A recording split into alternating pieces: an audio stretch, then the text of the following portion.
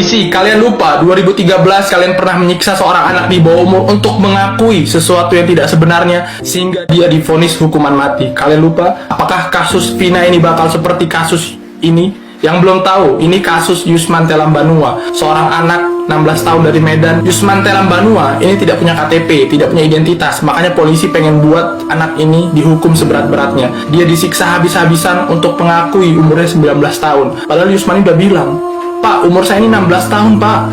Polisi nggak peduli, disiksa habis-habisan supaya mengaku umurnya 19 tahun. Yusman komplain ke jaksa, "Pak Jaksa, umur saya 16 tahun." Pak Jaksa kemudian komplain ke polisi. Kemudian polisinya malu, akhirnya polisi balik lagi ke Yusman, disiksa habis-habisan supaya mau mengakui bahwa umurnya adalah 19 tahun. Bukan hanya itu, Yusman dipaksa, disiksa habis-habisan untuk menandatangani BAP.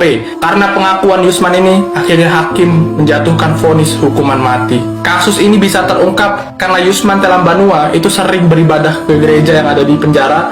Dia curhat kepada pendetanya bahwa saya ini umurnya masih di bawah umur, Pak Pendeta.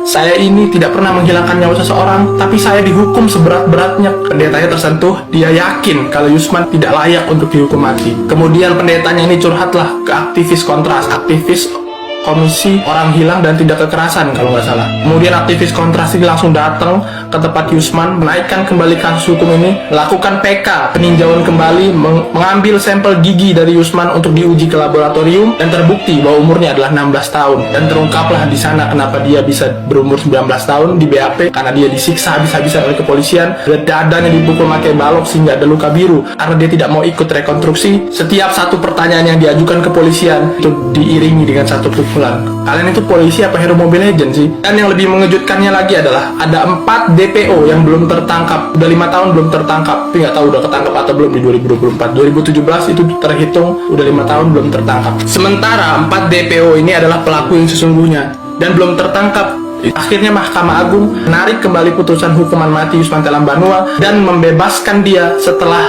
5 tahun di penjara. Yusman Telam Banua sudah menjalani hukuman 5 tahun di penjara dalam keadaan khawatir bahwa dia akan dihukum mati setelah 5 tahun lagi. Karena 10 tahun setelah dia menjalani hukuman penjara, dia akan dieksekusi. Itu peraturan di Indonesia kan. Bayangkan, seandainya Yusman Telam Banua tidak pernah curhat ke pendetanya tidak pernah curhat ke aktivis kontras, hilanglah nyawa seorang anak yang tidak layak dihukum mati, yang masih punya masa depan, umurnya masih 16 tahun, punya impian, bisa saja dia berjasa untuk negara ini, tapi karena kalian, oknum-oknum kepolisian yang membuatnya dihukum mati. Apakah kalian pernah lihat Satpam BCA ngiklan di TV kalau saya tidak bakal mintain duit siapapun yang datang ke bank? Apakah rakyat takut ke bank karena bakal dimintain duit sama Satpam BCA? Gak ada. Tapi apakah ada rakyat yang takut ke polisi karena bakal dimintain duit? Bapak tanya sendiri. Kami percaya dengan instansi Polri karena kami butuh Polri di negara ini.